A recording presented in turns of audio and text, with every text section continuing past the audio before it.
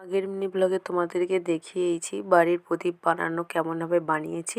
সেই প্রদীপেরই দেখো এখানে থালায় সাজিয়ে নিয়েছি ফুল দিয়ে, কত সুন্দর লাগছে জাস্ট দেখতে।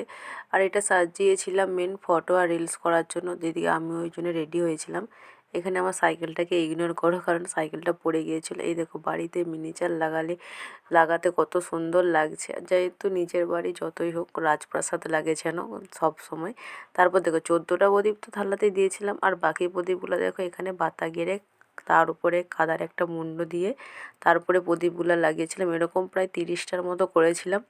আর এটা তো খালি তো বাতার উপরে প্রদীপ থাকে না, তার জন্য কাদার মুন্ডটা করে এভাবে রাখা। আর বাকি প্রদীপগুলো দেখো এই যে বাইরে এরকমভাবে সাজিয়েছি। এই কটা দিন বাড়িতে বেশ চারিদিকে আলোময় হয়ে থাকে, এইভাবে প্রদীপ জ্বালাই আমরা, তো বাড়িটা অনেক সুন্দর লাগে দেখতে, চারিদিকে এত সুন্দর আলো হয়। তারপর দেখো এদিকে আমরা তো বাজি ফাটানোও শুরু করে দিয়েছি, আর এদিকে একটা ফানসও ধরিয়েছিলাম।